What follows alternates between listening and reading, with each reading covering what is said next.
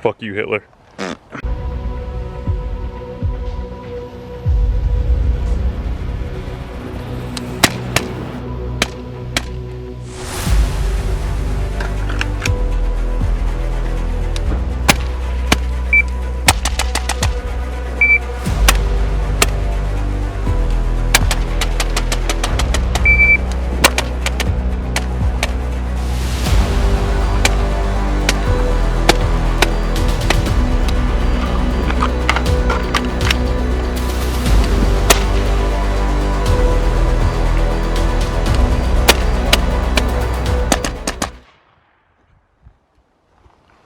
What's going on, guys? Welcome back. So today we're going to be talking about the ATACR 1-8. So the ATACR 1-8, LPVO, 1-8 power, tons of features that we'll go over in a little bit, but why should you get one? Now, a lot of people say LPVO's on 1 power, not a true 1 power, so you can't really run it as fast as a red dot. So what we're going to do is we're going to test that. So let's get started.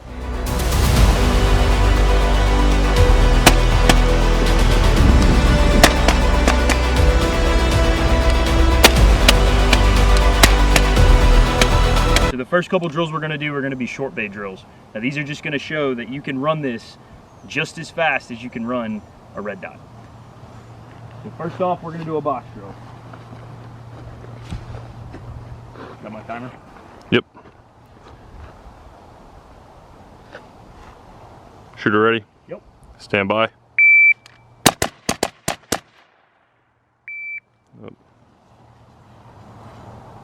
Alright, so I'm counting 1, 2, 3, 4, 5, and 6. So inside of vital zones, let's do a wide sweeping transition to show that you can come onto the gun, off the gun, and then back onto the gun again very quickly.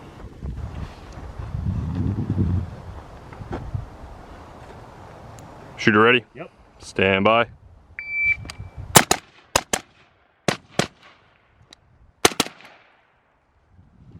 Let's check hits for these two.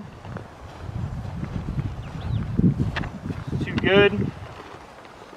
Too good. That's a little low. Too good.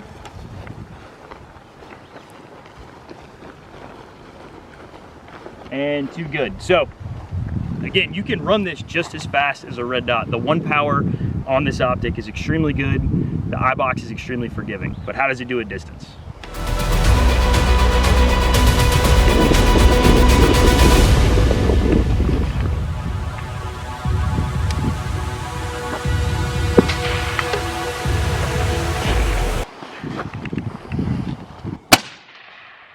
We are, let's say, maybe 75 yards from this target here, and then I'm about 25 from this target. So what we'll do is on 1 power, I'm going to shoot this target, and then I'm going to dial up, and I'm going to engage the paper target down there, and then we'll go down and we'll check hits.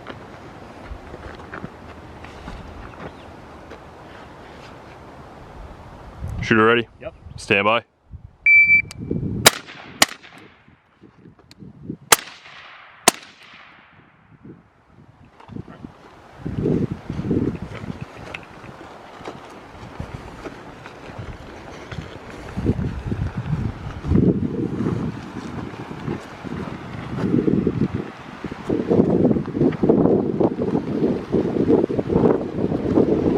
Now, as you can see, none of this is being edited out. We're not nitpicking clips to make it look like we're getting all the best accurate shots in here.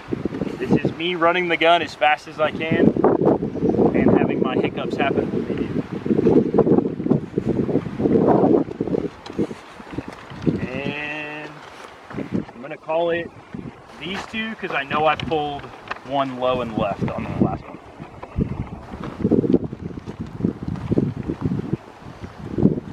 Oh, we just lost the target.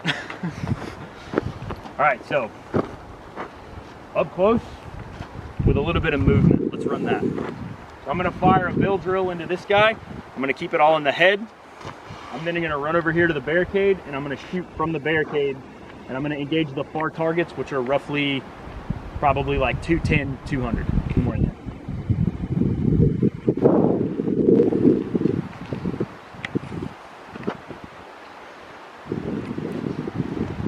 Shooter ready? Yep. Stand by.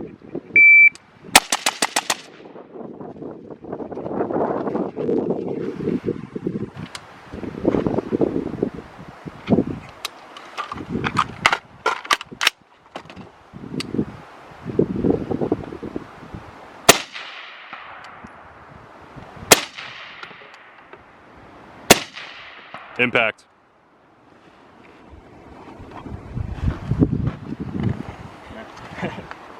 What do we do with all the empty mags? The group for this.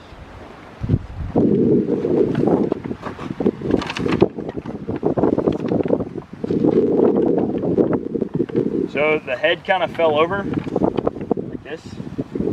You can see the group is 1, 2, 3, 4, 5, 6. So these are the 6 that actually punch through the paper. So not bad. Held them all on the head. And then I missed one on that 200, but that was totally me. Heart rate got a little elevated. I definitely was not in a good spot. So let's set up for a culminating drill, and then we'll talk about the optic. All right, I got my notes. Got my gun. Got my buddy. Hey. Got my other guy. All right, so Nightforce ATACR 1-8. Just like everything else on the channel, I'm gonna hit pro con, and then I'm gonna compare it to another setup that we have here. And then we're just gonna do like an overall conclusion with how I feel about it, emotionally and physically and sexually. So first thing being,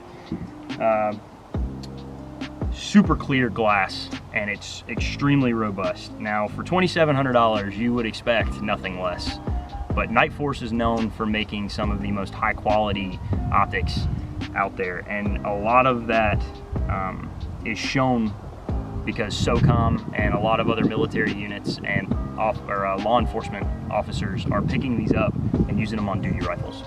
So that speaks highly of Nightforce. It's not the reason I bought it, just because SOCOM's running it. But it does speak volumes to the robustness and the usability of the optic. Now, first con that I'm gonna hit is gonna be the price.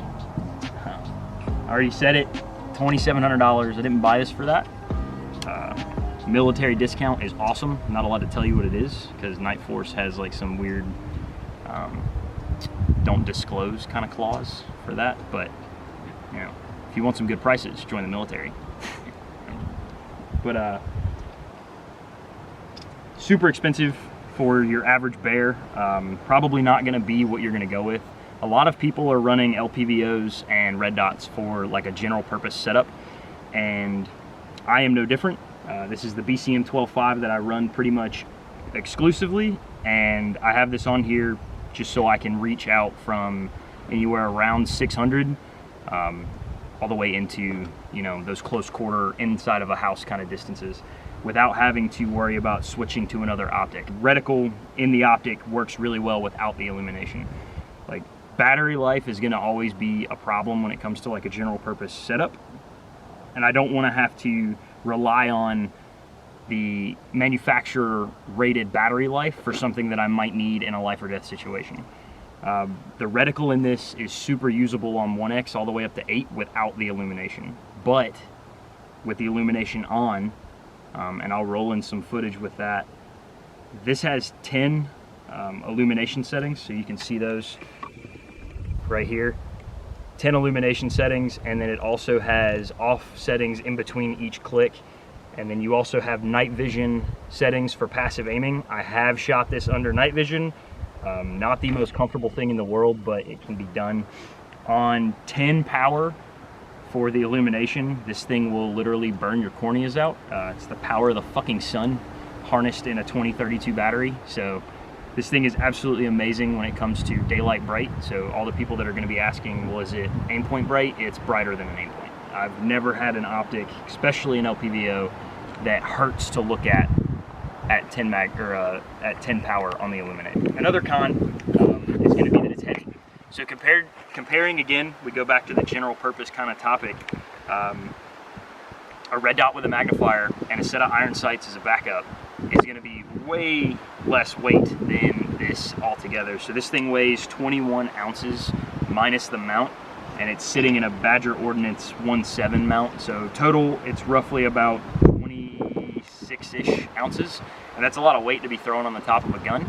Not to mention, if you run any sort of night vision stuff, you gotta add in, you know, weight of your PEC or whatever you're using, weight of the flashlight, because everybody should have a flashlight, and then suppressor, which I don't recommend shooting at night unless you have a suppressor. So total package right now, minus the night vision stuff, this rifle loaded weighs about 11 pounds, and that's kind of a heavy bitch when you're carrying it all day up and down hills. The M4 that I was issued weighed about 9 pounds, and that was with a PEC and the Optic and the backup irons. That was another con. So the adjustments for when you're zeroing the Optic are excruciatingly tight, and there's two reasons for that. One, you can run this without the caps. So Nightforce does include beauty rings to cover your threads, and then you can run it just like a normal Optic. The clicks are in 0.1 mil adjustments, so super minute adjustments, especially for like a battle rifle kind of setup. However, these turrets are a little stiff, and sometimes if you're trying to dial for elevation, you will over dial. I've tried to dial in like 0.2 before and gone right past it and hit like almost like 0.5 mil, and then had to very slowly click back. And it's meant because if you do run it without the caps on, you don't want bumping it, or you don't want to be like bumping it into your leg or like into your gear and then have that adjust on you and you need to use the rifle. I normally just keep the caps on because I'm not going to dial. This is not the I think it's called the FM, no, I don't remember what the fuck the reticle's called, FC-D or something. This is the FC-DMX, which is the new ATACR reticle. It's exclusive to the ATACR. It will not be on the NX8, at least it's not right now. And I'll put up some pictures of the reticle on here too. But this, compared to the old reticle was a very thick donut, and that was so when the battery would die, you could still run the Optic on 1 power. But now the reticle is a little bit more open, so that way when you dial up to 8 power, the center donut is not covering up your target, especially around 300 with that first mil hash mark. You would not be able to identify what you're looking at if you're dialed all the way to 8, because that donut covers up a lot of the target. With the new reticle, it does not. It's very open, it's very easy to use, it's very intuitive, it's got a lot of wind holds. You have wind holds all the way out to about the 10 mil mark, which is insane. I used this reticle at a PRS comp, so kind of dumb that I went out with a 12.5, but I was able to see my impacts at 720, and the wind calls were pretty close until the wind kind of kicked up, and then, you know, 5.56 at 700 is just not going to happen. Not out of this, at least. So final couple of things about this, though, that I don't like. One of them is going to be that the rear of the Optic is your entire diopter adjustment. So to adjust your diopter, you loosen this ring right here, this locking ring, and then you can rotate the rear of the Optic to adjust your diopter. I don't want to do that because I have it set good. Don't fuck with that. But it's not a big deal for some people if you're running this Optic on like a precision setup where you're not going to be zooming in and out a lot. It's not a bad thing. However, this ring for the diopter lock being where it is, when you go to zoom the reticle in, if you use your entire hand, you are more prone to grabbing that ring and twisting it with the magnification adjustment. I have undone this a couple times and then had to reset my diopter. That's why I didn't want to mess with it now. And I always make sure it's locked. That's what that little hash mark there is for. I always try to paint pin my optics just to make sure I'm, you know, in the right areas with this stuff. And that little paint mark is to make sure that my diopter is set where it's supposed to. Another con is going to be the magnification ring. Now, again, it's not a big deal if you're, you know, not dialing back and forth from 8 to 1 to 8, whatever. Not a huge deal, but it's really tight. Like, for me to use just my thumb, like you can kind of see, I'm having to put a little bit more effort into it. The Vortex Razor 1-10 that I had, and you can watch that video over on the channel. It was one of my earlier ones, so it's kind of shitty, but that's okay. The Razor was super smooth and super easy. Now this is extremely smooth, but it's like, I don't know, man. I can't even describe it other than it takes a lot more effort to use the magnification on this, and that's a lot of the reason why I grab it, but then I'm running the risk of fucking with my diopter. So I think the reason they did that, again, these are more marketed toward like duty users, so military, law enforcement. You don't want your magnification ring to be bumping against your plate carrier or whatever if you're moving around, and then whenever you use the rifle and you're in your house and all of a sudden you're on like 2 power and you're not at 1, and that would be kind of freaky for some people. But you'll see in some of the shooting footage that we did, I ran a drill on like 6 or 7, and it's totally doable. It's just that would be kind of a shock if you brought it up and it wasn't where you wanted it. So, ready? Yep.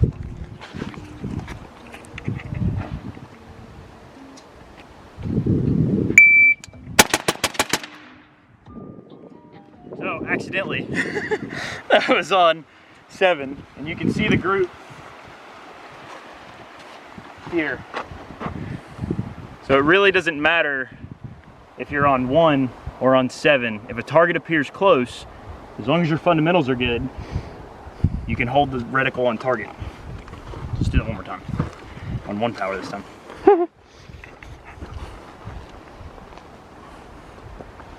Alright. Stand by.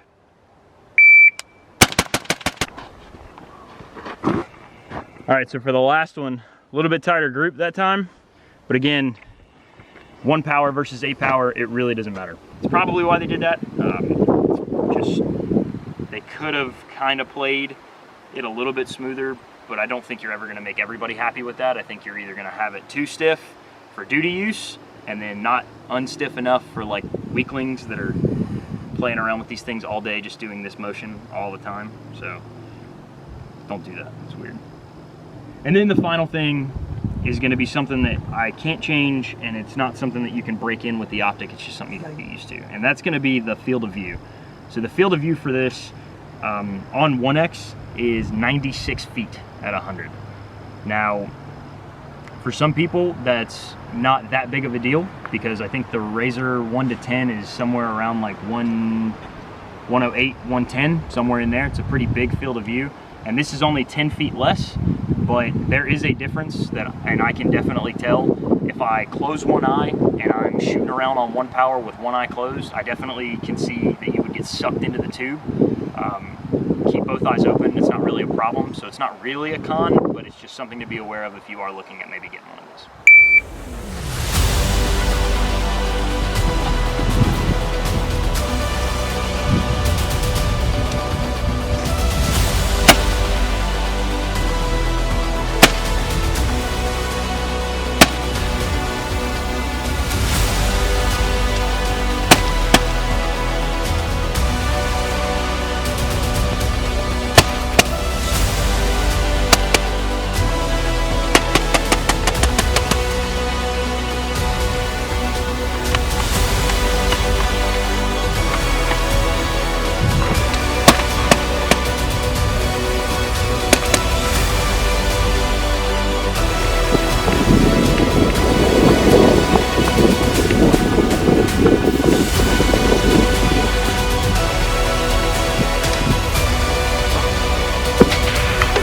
Impact. Impact.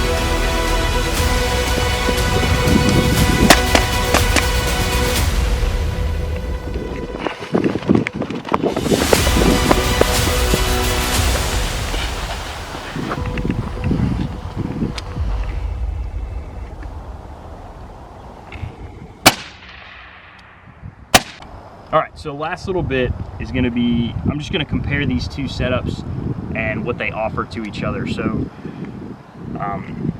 essentially this type of setup is what I've seen a lot of. This is a primary arms prism with a sight mark offset. I know it's very budget, but again, you look at this optic, and obviously I don't have the money to be buying other stuff. So this optic is kind of like our little budget setup that we're testing. This is a 3x prism with a offset red dot. This setup is basically the best of both worlds. You have instant magnification and instant 1 power, with a red dot being your 1 power option, so there is no eye relief, there's no eye box, you just immediately snap it up, it's right there. This setup's really good, but the hindrances that I find right now, the reason that there is no footage of me running this gun is because the battery on the red dot died, which is what I brought up before.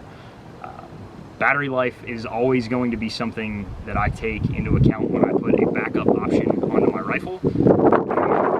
This now no longer has a 1 power option unless you maybe just want to aim through the glass and kind of bracket your target up close. As an emergency option, I could see that, but like I'm not going to take, you know, like low exposure headshots on like a hostage target or anything like that with a red dot that doesn't have a dot in it.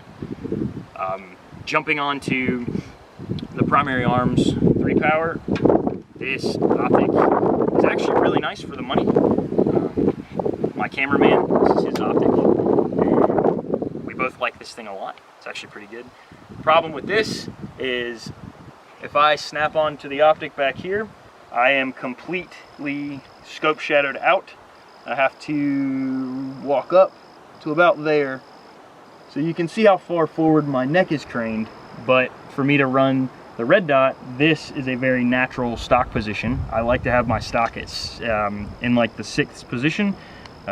For my height, my length of pull, that's where I normally run my stuff.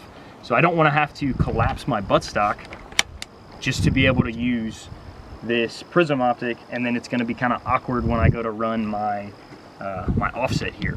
So sacrifices that you have to make when you run a prism are going to be that eye relief. The eye box is definitely super tight on this thing, so mainly this would be like my proned out optic for like long bay, so 100 and out. And then this is going to be like my short bay 100 and in, so anything inside of 100 I'll probably just run the red dot on it. But I can't because red dot's dead. So comparing that setup back to this one, I have a 1x option that runs off of battery but also is etched into the glass of the actual optic, so my battery dies, I have an etched reticle. It's not a big deal. I can also dial this past the capability of that and go all the way up to 8 to identify targets out to 300. We were playing around earlier with shooting that at 300, and it's not a bad optic, but being able to identify where the steel is once the steel kind of got shot up is a little hard. The gray steel blending into the gray dirt just wasn't really working out, whereas with the 8 power on this, I easily could zoom in and find it. But then I can also dial back down and hit stuff up close with the 1. So personally, I'm going to continue to run setups like this. I think LPVOs altogether are probably the best way to go, and we'll do a video on the 3 main setups, so like this versus a red dot versus like a prism red dot, kind of like that. But for right now, the Nightforce 1-8, in my opinion, is the best overall LPVO when it comes to distance and it comes to close encounters. So with that being said, that's kind of all I got. Before we go, one thing, I do got to say thanks to our sponsor. We are still sponsored by Rendezvous Here. Rendezvous Here is an awesome gear company, very small. It's run by a dude that I had the pleasure of meeting. He's out in Oklahoma, makes a lot of really good stuff, hand makes everything. He does a lot of custom orders too. You can find him on Instagram at Rendezvous Here, and then if you go to his website, rendezvoushere.com, if you need anything, use code GRUNTS20, get yourself 20% off anything in the store.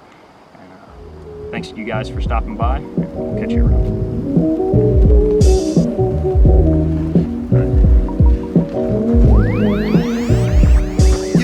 Stand by.